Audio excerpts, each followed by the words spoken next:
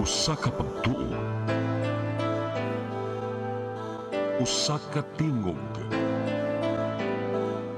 usa ka katawhan.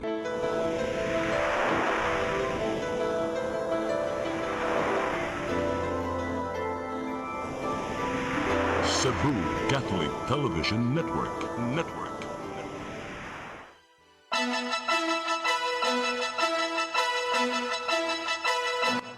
Uluhan sa mga balita sa Sayri 47. Siyudad sa Sugbo, nanawagan sa mga Sugbuanon, mutabang sa responsabling paghipo sa basura. 18 ka mga vendor nga namaniyag sabon dapin sa karsada, gidakop sa Cebu City Police Office. Kasong plunder, andam at tubangon ni Senador Jinggoy Estrada. Central Visayas, fourth placer sa baguhay lang nahuman nga palarong pambansa 2026 dito sa Agusan del Sur. 83 anyos nga lola nalakip pagkasunog sa ilang bahay sa Kalahuan, Minglanilla.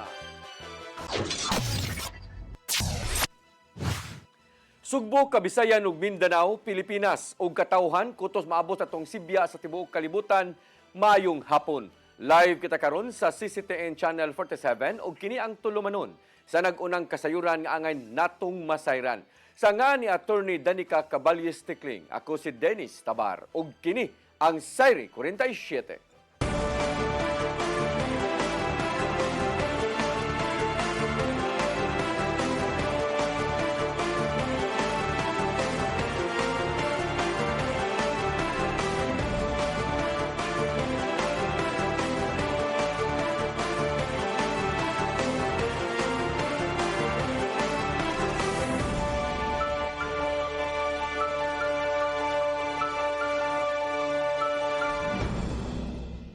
Ug karon sa kumpletong detalye sa atong mga balita, Cebu City Mayor Nestor Archibal mihangyo ngadto sa publiko nga tabangan sila sa ilang kampanya nga responsableng paghipo sa mga basura. Kini human nga nasakpan nga dunay ng labay diha sa basura duol sa Pasel Fishport. Ang kasayuran ihatod ni Gian Navarro. Nahimong hisgutanan sa tanan ang video nga gipaambit ni Mayor Nestor Archibal ning adlawng Lunes gikan sa ka concerned citizen. Yanong gilabay sa mga batanon ang basura ngadto sa dagat dool sa Pasel Fishport ning syudad sa Sugbo. Gihimo sa maong dapit ang paghipo sa mga basura sa dagat uban sa pakigalayon sa Department of Public Works and Highway 7. Nahipos na ang 90% sa mga basura sa maong dagat. Apan, nakita ni Archibal nga halos gibaliwa na lang ang pagpaningkamot sa gobyerno alang niini. Maong gihangyo sa mayor ang publiko nga tabangan ang syudad sa ilang kausa og kampanya bahin sa saktong paghipos sa mga basura gikan sa kabalayan ug sa ubang dapit. Alang niya, kuwang ra kung ang gobyerno may muhimo ug walay tampo ang mga yanong tao. Sa tanan nga mga lugar nga naa ang tanang mga sulok sa syudad sa Cebu ay ang feeling sa kanang mga constituente na magtabang ka sa government. Kaya ang government lang, parehas na itabo sa Pasel, hapit na mahuman, pero ang itabo na ay manglabay o daghan. Kaya mga constituente, hindi na nato mahimo nga malimpiman. Kita ko usab ni Archibal nga nagpadayon sila sa paglabay sa mga basura paingon sa pribadong landfill sa lungsod sa Aluginsan. Doon kini sa padayong pag-assess sa Binaliw Private Landfill aron pagsubay ilabi na sa habig sa task force kung angayan na bang ipadayon diha ang dumping sa mga basura. Kini ang nimong lakang sa city government human gikasagbuyo sa ubang opisyal ang pagbutang og mga basura sa iyang temporary station sa South Road Properties. Karong adlaw, maghatag na sila sa ilang report. Maghatag sila sa ilang report kung unsay ilang resulta, but for the meantime, tungod kay we need now to bring this garbage out from the city, nagsugod na ang Aluginsan. Dugang pa sa mayor nga mahunong na ang kasamtangang mga lakang nga gihimo sa gayong makabalik na ang syudad sa paglabay sa mga basura sa Binaliw Landfill. Gian Navarro, CCTN News. Samtang sa laing balita, Metropolitan Cebu Water District nipadayag sa problema sa illegal nga pagkuha og tubig sa mga fire hydrant. Samtang mipasalig usab ang syudad sa Mandawi nga susihon ang nangaguba nga mga fire hydrant. Ang kasayuran ihatod ni Mary Rose Sagarino. Makigalayon ang Metropolitan Cebu Water District kon MCWD sa Bureau of Fire and Protection Mandawi kabahin sa datos sa mga fire hydrant sa syudad. Giimbitahan sa konseho sa syudad ang representante sa MCWD subay sa report sa BFP Mandawi kabahin sa nangaguba nga fire hydrant nga importante alang sa pagresponde sa sunog. Matud ni Cesar Buroy, ang acting division manager sa Water Distribution Division, nga aduna usab datos ang MCWD sa gidaghanon o gitandi kini sa lista sa BFP. Sa report sa BFP Mandawi, adunay 35 ka fire hydrant, 13 niini ang guba, na po ang high pressure, samtang ang nahabilin hinay ang agas. Ato pa amo apang mo ta magistorya sa mi sa BFP kung pila ka buo kay schedule mo na nato nya kung wala patay existing stock sa materials ba mag-request man mig budget. Amo pang i-finalize ang list sa BFP. Atol sa sesyon sa konseho, gipangutana usab si Buroy kung nganong gipagnan og supply ang pipila ka hydrants. Din gipasabot nga tungod sa illegal nga pagkuha sa tubig sa mga tao, kinialang lang unta sa paggamit sa BFP. Katong daghang reports ba nga gikawatan gid siya dili taga fire ang manguha ba. Private unya napagay reports nga ibaligya pagid ay. So mao to. Mo immediate na mo areas nga wala kay naman tay gibilin namay nahibilin daghan pa nga nahibilin nga open ra kaya nga tong gi-close kato ra yung reported nga daghan ng awat pero kung need gito siya ablihan na open ra mga hotline 24/7 man na kato sa mga areas nga low pressure pwede man ta mag-divert og tubig kung emergency para mo kusog ang pressure. Matud ni Buroy nga ang illegal nga pagkuha sa tubig sa fire hydrant lakip sa 29% nga alkansi sa MCWD. Samtang ipadangat usab ni Buroy ang sugyot sa konseho nga pabutangan og dugang fire hydrant ang tanang barangay sa Mandawi. Mary Rose Sagrino, CCTN News. Emergency trainings o pagpalambo sa kahimanan gipangandaman sa kagamhanan sa probinsya sa Sugbo subay sa dili matag-an nga kahimtang sa panahon. Ang kasayuran ihatod ni RV Veloso. Subsub ang community trainings nga gihimo sa kagamhanan sa probinsya sa Sugbo pinaagi usab sa Provincial Disaster Risk Reduction and Management Office kun PDRMO kiniisip pagpangandam sa mga kalamidad sa Sugbo ilabi na sa panahon sa emerhensya. Gipebaw sa kagamhanan nga usa sa inisyatiba ni ini sa pagpangandam ang pagpalambo sa mga ekipo ni ini ug ang padayon usab nga pagtraining sa mga emergency responders. Lakip na ni ini ang practical life-saving knowledge unsaon pagresponde sa mga emerhensya o kalamidad. Ingon man ang pag-construct sa duha ka mga warehouses sa dakbayan sa Danao ug lungsod sa Cebu nga. Ugaling makumpleto kini ang maong mga pasilidad mahimong hubs alang sa mga relief goods operations ug mahimo usab nga bases sa mga emergency personnel nga mahimong ika-deploy sa amihanan ug habagatang bahin sa Sugbo. Sa nasayran, matag tuig mulabay ang mga kalamidad sa Sugbo ilabi na sa typhoon seasons.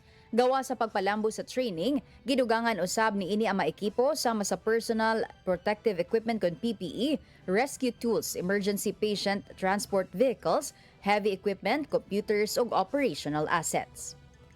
RV Veloso, CCTN News. Magagad ang konseho sa dakbayan sa Sugbo sa legal nga panahon gikan sa Department of Interior and Local Government. May tungod sa upat ka adlaw nga trabaho sud sa usa ka semana diha sa City Hall. Subay kini sa pagkwestiyon ni Konsehal John Alcober bahin sa gipamubo nga ting trabaho kay apektado na ang mga batakang serbisyo. Gitata usab sa Vice Mayor nga si Tomas Osminia nga gipatuman lang sa non-frontline offices ang 4-day work week isip abag sa nahimong global fuel crisis. Tungod sa mao nga panaglalis, 8 ka mga konsehal ang niuyon nga magbaton og legal nga opinyon sa DILG. Una pa makahimo og dugang nga mga lakang. Balik sa naandang 5 ka adlaw ang ating trabaho, human gilibkas usab ni Mayor Nestor Archibal ang compressed nga 4-day work week sa City Hall niadtong buwan sa Mayo.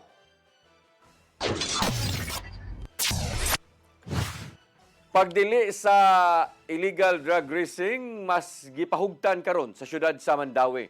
Mga barangay giawhag nga mumonitor usab sa ilang lugar.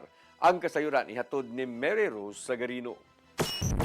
Napasar sa konseho sa syudad sa Mandawi ato sa ilang sesyon kaganinang buntag ang resolusyon striktong pagdili sa illegal drug racing sa pampublikong kadalanan. Sa resolusyon ni Konsehal Carlo Fortuna, subling gidili ang illegal racing ug nagmando sa mga law enforcement unit sa pagdakop sa mga mulapas. Gihimugatan ni Fortuna ang pagproteher sa kinabuhi ug kalawasan sa mga motorista ug pedestrian. Pinasikad ang resolusyon sa Republic Act No. 4136 nga nagdili sa reckless driving ug sa paggamit sa public highways alang sa racing o speed contest. Gipahugtan ang pagpatuman human sa aksidente sa Kansaga Bridge ni adtong Mayo.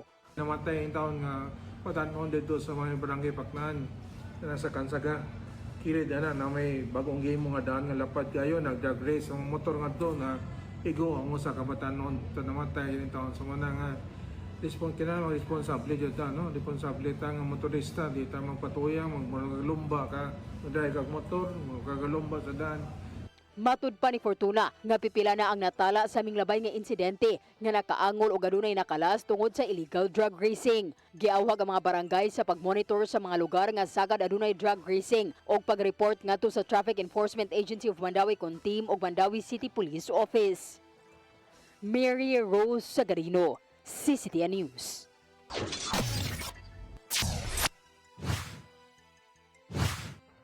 Mosunod, 18 ka mga vendor nga namaniyag sabon dapin sa karsada, gidakop sa Cebu City Police Office. Kana og daghan pang mga balita sa pagbalik sa Sayri 47.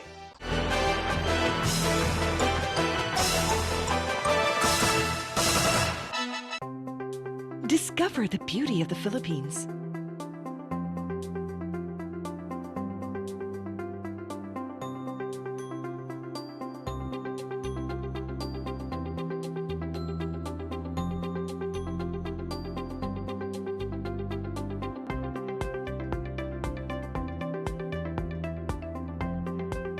With Philippine Airlines, the country's flag carrier.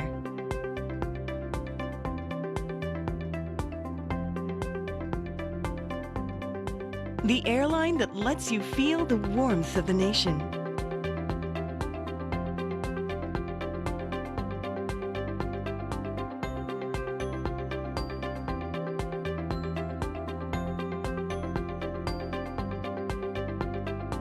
Mabuhay!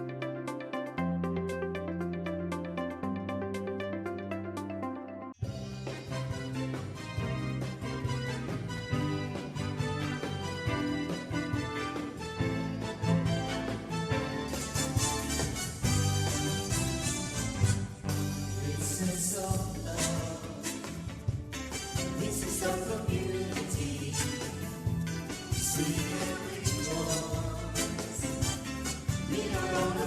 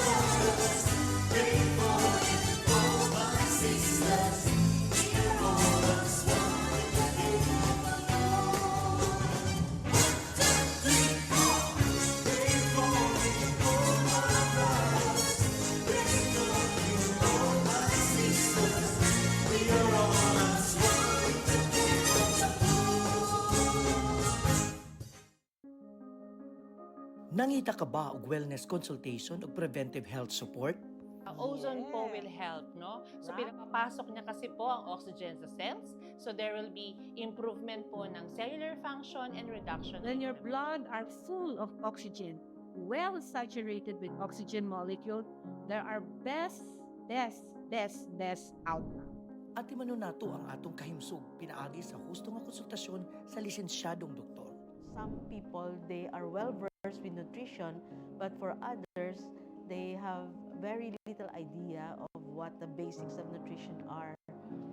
Kaya with ozone therapy, kung makakatulong ito para mag-shrink yung mga tumors natin. Para sa professional consultation o general wellness services, bisitaha ang Ozone Med Wellness Clinic branches sa Davao, Bacolod ug Cebu.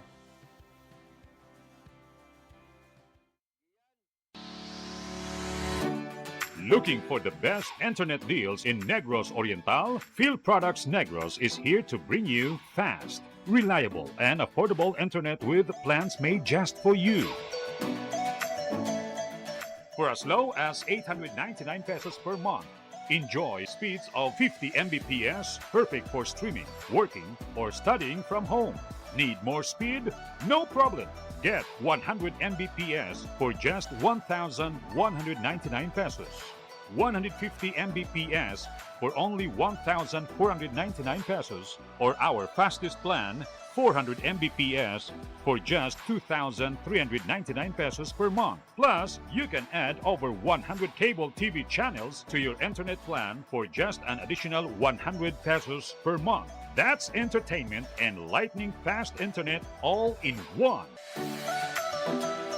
Enjoy no installation fees and start today with a 1,000 peso customer deposit. Call us now or visit our website to sign up with the Field Products Negros.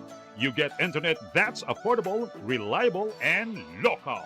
Field Products Negros, bringing you closer, faster. Call us at 0917-631-5240 or visit our website www.fieldproductsnegros.net or our Facebook page, Field Products Dumaguete. Subscribe now.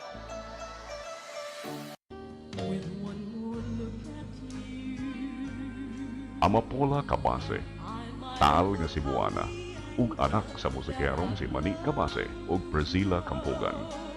Mihimo sa iyang unang piano recital sa edad nga 4 anyos sa Batig Piano Conservatory. Sa elementarya pa lang sa Cebu Normal School, dihang nahimong conductress sa Toy Orchestra.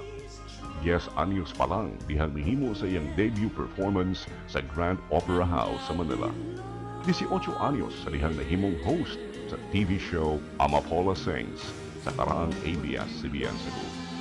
Daangan sa Subo, si Amapola nahimong ilabong national recording artist o front act sa concerts ni Jack Jones, Astro Gilberto, Matt Monroe o Sergio Mendez. Regular guest sa mga top-rated TV shows sa Manila. Sa pagkakaroon, si Amapola tuwa magbase gawa sa nasod ug padayong milingaw sa international music aficionados. Amapola, Carbo sa Subo. Subo ano ni?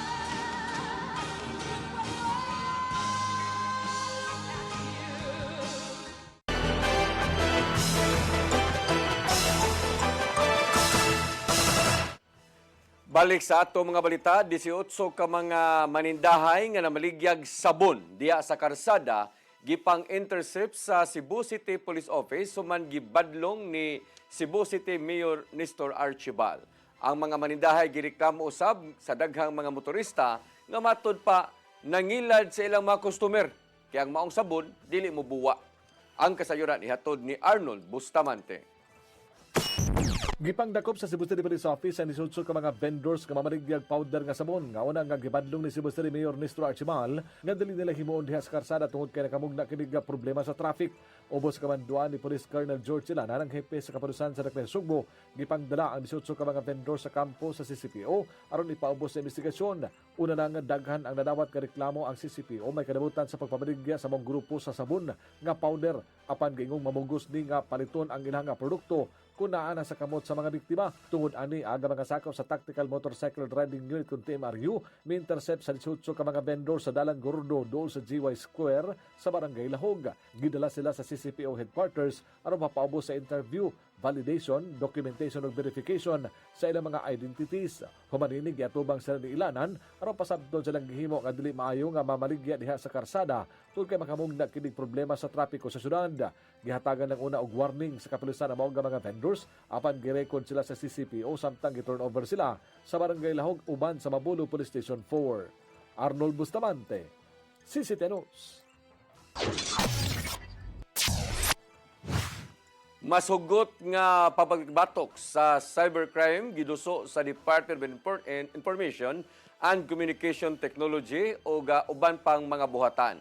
Samtang butangan nila og libreng wifi ang mga kaislahan ug ubang lagyong dapit dinhi sa Central Visayas. Ang kasayuran ihatod ni Gian Navarro. Pahugtan pa sa Department of Information and Communications Technology 7 ug ubang mga hingtungtang buhatan ang pagpakigbatok sa cybercrime. Karong tuiga lang nakadawat ang Cybercrime Investigation and Coordinating Center og dili mo menos 10,000 ka mga reklamo bahin sa cybercrime lukop nasod gikan Enero hangtod Mayo ning tuiga. Kadaghanan sa mga reklamo may tungod lang sa pagpangilad gamit ang online platforms diin dakong kantidad sa kwartang ilang tuyo. Ang kanang text SIM registration should also incorporate an authority given to law enforcement agencies like the Philippine National Police, NBI, Philippine Army. Kung pabawaan na ito na ang mga text spam o text scams, no? Tungod dini gituso sa Regional Director sa National Telecommunications Commission 7 ngadto sa mga magbabalaod nga dugangan pa ang masugot nga lagda batok sa cybercrime. Lakip nini ang limitadong ihap sa mga rehistradong SIM cards matag subscriber. Ingon man ang pagtugot sa mga telecommunication firms nga makahatag og impormasyon sa suspect gikan siyang registered SIM ngadto sa mga tinugyanan sa balaod. Sa nationwide po, around 35% are online lending app related and around 30+% gyapon ang mga related financial scam services and scam sila sa kwarta. Mong gilakip sa pagsaulog sa National ICT Month sa DICT ang mas luwas nga digital world batok cybercrime. Mato di DICT 7 Director Frederick Amores nga dunay tulubago ng publiko nga mao ang pagkamay ng pingon sa mga gipang-click online. So, as far as the DICT, paano siya? It's generally very secure. Kaya daghan na firewall, mga outside kung daghan kayo. Sometimes nakimuingon ako nga 5 Mbps, 10 Mbps, hinay na kayo. So that's part of the security measures. Kita ko usab sa DICT 7 nga humano na lang ang katukuran sa 327 ka mga public Wi-Fi sites sa Central Visayas. Lakip sa pabutangan og libreng Wi-Fi gikan sa DICT ang mga tunghaan og tambalanan alang sa mas paspas nga internet connection. Matod ni Amores nga makatabang kini sa mga estudyante ug sa uban pang mga tao. We're definitely expanding. We'll be making announcements. In fact, we have a number under procurement right now. So maybe by July, we should be able to make announcements of these new sites. Ian Navarro, CCTN News. Sa lain nga balita, atubangon ni Senador Jingo Estrada ang kasong plunder batok karon nga mitahan siya sa mga otoridad. Miluwat ang Sandigang Bayan 5th Division og arrest warrant kang Estrada sa kasong plunder tungod lang sa pagdawat og 573 million pesos nga kickback sa flood control projects. Nasayran nga usa ka non-bailable offense ang kasong plunder. Matod ni Estrada nga dili siya mupaubos og Senate custody og dili niya kini gamiton ng Senado isip panagang sa giatubang nga pasangil. Mirespondi ang mga sakop sa CIDG og ni si Interior Secretary Junvic Remulla sud sa Senate compound aron pag-serve sa arrest warrant kang Estrada. Ning pagkutlo sa balita, mopadong si Estrada sa Campo Crame aron pagtahan ngadto sa mga otoridad ug didto siya ibalhog karong nga gabi.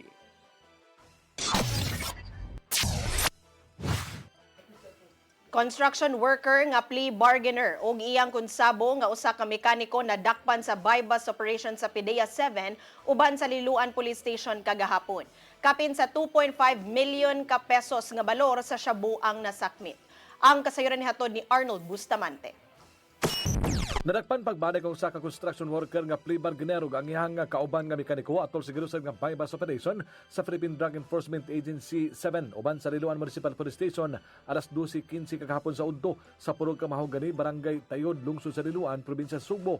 Ang mga nadakpan gila ni PDEA 7 Director Joel Plaza nga silang alias Joseph, 39 anyos construction worker nga taga Barangay Katarman, Liloan, ug si alias Christopher, 33 anyos automechanic nga taga Barangay Tayod sa susamang lungsod. Nasakmit gikan kanila ang 13 kaputo sa kituang shabu nga motimbang sa 375 gramos nga doon average market value nga 2.5 million pesos. Lakip sa nakuha ang bypass money o sa ka-cellphone ug usa ka sedan nga sakinan. Ang mga nakuhang ebidensya gilusod na kini sa PDEA 7 Regional Office Laboratory alang sa himuon nga chemical analysis samtang ang duha ka suspitsado kasamtangan nga gibalhog sa PDEA 7 Detention Facility. Mato ni Lia Alcantara, ang information officer sa PDEA 7, nga duha ka semana nila nga gipaubos sa case build up ang ilang target nga si alias Joseph. Human madawat ang impormasyon gikan silang kasaligan tinubdan. Gingon makabaligya si Joseph og tunga sa kilong shabu matag semana gikan siyang supplier. Nadakpan na kaniadto sa Carmen Municipal Police Station si Joseph sa kasong gihapon sa illegal nga drugas apan naka-plea bargain ug nakagawas apan mibalik sa naandang nga trabaho. Arnold Bustamante, CCTV News. Patay ang 21 anyos nga motorcycle rider samtang samaran ang iyang angkas human mibangga sa poste sa kuryente niadtong Sabado sa Barangay North Poblacion, lungsod sa San Fernando. Matod sa PNP nga paingon mo pauli sa Cebu City ang driver nga si Franz Ruel Cabanada og sakay ang uyab niining si Rayolin Tresana human sila nangaligo sa swimming pool. Nakita sa investigasyon nga tungod sa kakusog sa pagmaneho ni Cabanada na wagtangan kini og kontrol. Nakabangga sila og laing motorsiklo og water pipes hangtod nga nidiretso ang motor sa sementadong poste sa kuryente. Gidala dayon sa Carcar City Hospital si Cabanada apan gideklarar kining dead on arrival. Gibantayan usab ang kahimtang ni Trisana sulod sa ospital tungod sa naangkong angol sa lawas human siya natagak sa gisakyang motor.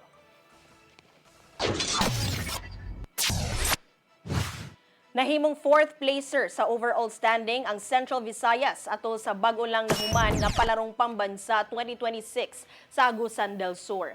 Nakakuha ang Region 7 og 32 ka bulawan, 30 ka silver ug 44 ka bronze medals. Nahimong overall champion ang National Capital Region nga adunay 91 gold medals, 71 ka silver medals ug 71 ka bronze medals. Gihangop ni DepEd 7 Director Arturo Bayokot ang kalampusang naangkon human nagtinabangay ang 560 ka student athletes gikan sa Cebu ug Bohol. Inubanan kini sa hilabihang katakos sa matag duwa ug disiplinang gipakita. Sunod nga himuon ang palarong pambansa 2027 sa Quezon City.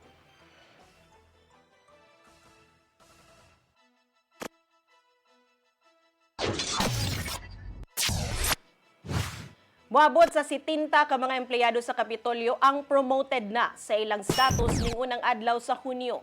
Mato ni Governor Pamela Baricuatro ang ngayang ma-promote ang maong mga empleyado subay usab sa gidugayon niini sa trabaho ug sa padayong serbisyo.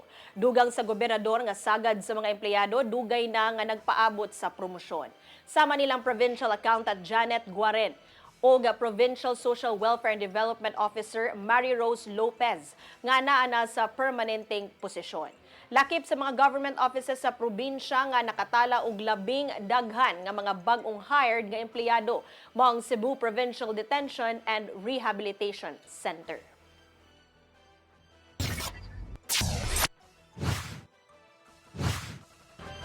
Mosunod, 83 anyos nga lola na nakipagkasunog sa ilang bahay sa Kalahuan ning Lanilla. Kana og daghan pang mga balita sa pagbalik sa Sayri 47.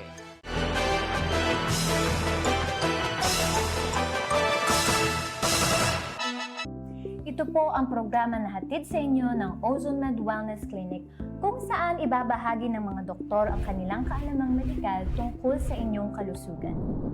Minsan nami-misdiagnose, ovarian pala yun, pero ang presentation parang appendicitis. No? Sinasabing degenerative diseases, kadalasan iniisip ng mga tao nga kaliwat ninyo ka na arthritis, kaliwat nga na ay rheuma. Pero unsa ba gyud ka big, unsa ba kalawak ang ibig sabihin nitong degenerative diseases, Doc? Yeah. So yung buong katawan, as we age, as we use it lagi, talagang dahan-dahan masisira yung mga cells, mga tissues, yung organs natin, dahan-dahan masisira yun siya. In our age today, it is very important that we have to really value yung aging process na to. Toxic na lang yung pinag-uusapan natin, but gaano ka-importante this time? Yung mga tao dapat sila educated about these changes ng global health. It is not the infectious disease that predominate.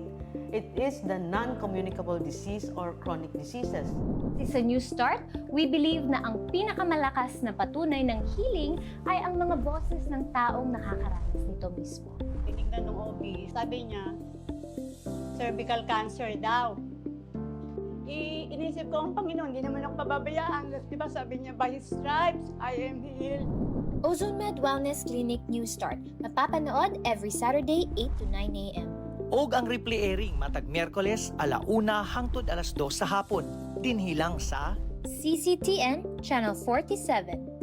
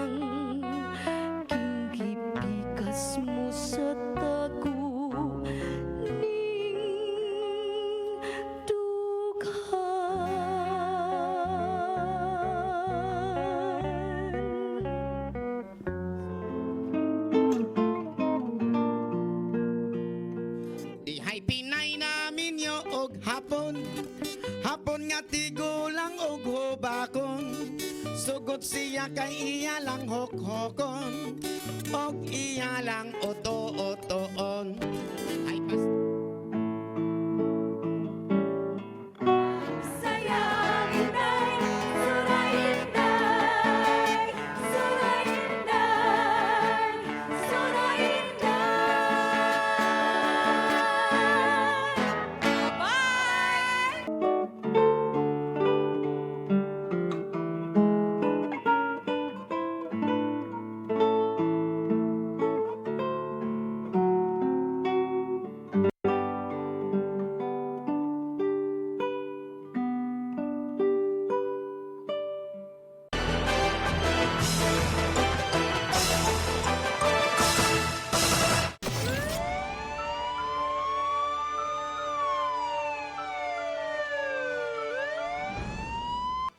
Balik sa atong mga balita. 83 anyos nga lola nakalas human malaki pagkasunog sa balay sa Barangay Kalahuan, Minglanilla kagahapon.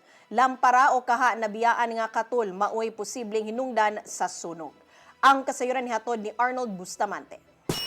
Naapil sa pagkasunog ang 83 anyos galula human masunog ang ilang palimay sa Purok Abocado, Barangay Kalahuan, lungsod sa Minglanilla, alas 4:38 kagahapon sa kadlawon. Ang biktima nga ilang nga si Lita Abilia, 83, kadagpoy rasab sa mga rapita. Nadawat sa Minglanilla Municipal Police Station ang impormasyon gikan sa Bureau of Fire Protection sa mga lungsod ngadto ni nakalasa na hitabong nga sunog sa mga barangay human ni wala na makagawas. Dali nga miresponde ang mga investigador sa Minglanilla Municipal Police Station alang sa imoon nga pakisusi sa inisang nga impormasyon nga matod pa ang igsuon Hituon ni nga giilang nga si Alex Obsiama diin ang balay nini dool ra sa parimay sa biktima. Nakamata ni alas 4:38 sa kadlawon aron motubag sa sugo sa lawas. Nabantayan na lang niini nga doon na kayo sa dool sa balay sa biktima ug siyang pagsusid dako na lang ang ihang kakurat nga ang balay diya siyang igsuon ang nasunog. Nangay din ginig panabang sa mga silingan nga mao na sab aga nanawag sa mga bombero aron pagpaong sa kayo.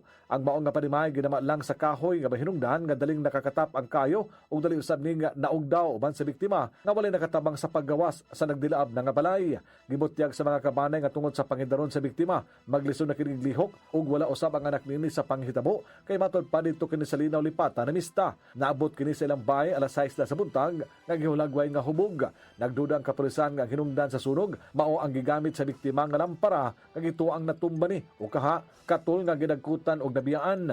Apan nagpadayon pa silang investigasyon ang kabomberuhan sa lungsod sa Mingronilla kung unsa gyud ang hinungdan sa mga sunog. Arnold Bustamante, CCTV News. Dulan 4 ka milyon ka pesos nga kantidad sa shabu o mga armas na sakmit sa PRO7. Kinisud sa duha ka adlaw nga anti-illegal drug ug anti-criminality operations sa miaging semana. Ang kasayuran ihatod pagbalik ni Arnold Bustamante. Dulaan sa 4 milyones ka pesos nga balor sa illegal nga druga sa nasakmit sa Police Regional Office 7 sa duha ka adlaw nga anti-illegal drug ug anti-criminality operations gikan Mayo 29 ngadto na sa 30 2026. Nakasakmit ang kapulisan sa Central Visayas og 586.3 gramos ka shabu ngadto ni standard drug price nga 3,985,004 pesos nga gituo ang shabu pagka-embargo sa mga loose firearms sa managlahi nga police operations. Ang labing dako nga nakuha sa kapulisan ang bypass sa City Intelligence Unit uban sa City Drug Enforcement Unit sa Mandawi City Police Office alas 3:48 sa hapon nitong Biyernes, Mayo 29 sa Lower Matinco, Barangay Sumangdako sa Dakbayan sa Mandawi. Ang nadakpan giilang nga si alias Matmat, 33 anyos, nabutang sa high value individual nga residente sa Barangay Lu sa siyudad sa Sugbo. Nakuha gikan kaniya ang 500 gramos sa gituang shabu nga mo kantidad sa 3.4 milyones ka pesos. Si Police Brigadier General Arnold Abad, ang acting regional director sa PRO7, mibutyag nga ang kapulisan dili mohunong sa ilahang pagukod sa mga dalambikit sa illegal nga druga sa Central Visayas. Gidugang ni Abad nga ang PRO7 pabilin nga lig-on sa ilang paghingusog nga batukan ang problema sa illegal nga drugas o ubang nga matang sa kriminalidad. Samtang iyang giawhag ang publiko nga padayon nga musuporta sa mga tinugyanan sa banaon pinagi sa aktibo nga pakiga-alayon o kooperasyon sama sa pagtaho kung adunay illegal nga kanihukan sa matag lugar sa Central Visayas. Arnold Bustamante, CCTV News. Kaadunahan sa kultura sa nasod sa Russia gidala sa Sugbo pinaagi sa usa ka cultural nga pasundayan. Kini maoy nagtapos sa week-long celebration sa ika-50 nga anibersaryo sa diplomatic kanhong relasyon tali sa Pilipinas ug sa Russia. Ang kasayuran nihatod ni Randy Gurion.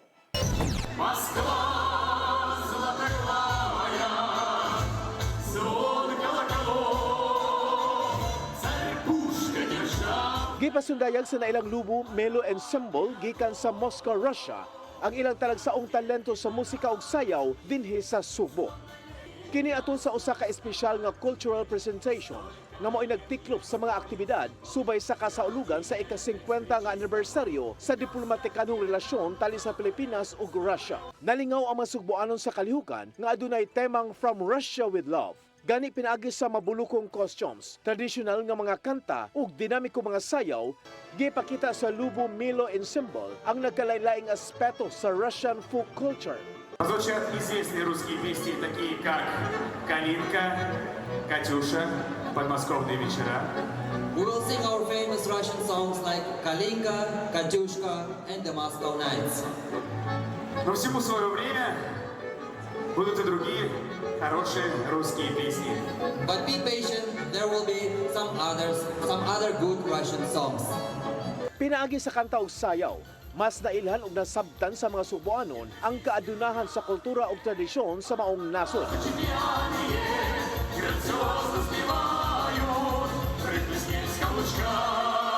Matud ni Honorary Consul to Russia, Army Lopez Garcia, ang cultural presentation kabahin sa mas lapad nga selebrasyon sa Days of Moscow sa Cebu nga nagtumong sa pagbalig-on sa panaghigalaay ug cultural exchange tali sa katawhan sa Pilipinas ug Russia. Mapasalamaton usab si Mayor Nestor Archival sa daghang nakatunan sa Russia ug sa oportunidad nga masaksihan ang usa ka world-class nga pasundayag nga gida sa Russia dinhi sa Sugbo. Mas nahugyaw pa ang mga Sugboanon human kini gidapit nga makasayaw uban sa mga langyaw.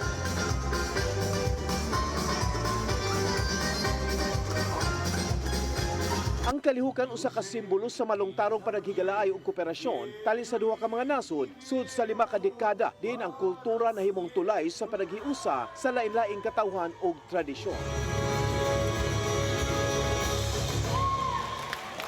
Randy Gorion, CCTN News. Mao kadto naglangkob sa atong mga balita sa Sayre 47. Ako si Dennis Tabar. Ako si Danica Caballes Tecling. Hangtod ugma sa inyong paboritong tulumanon. Sayre 47.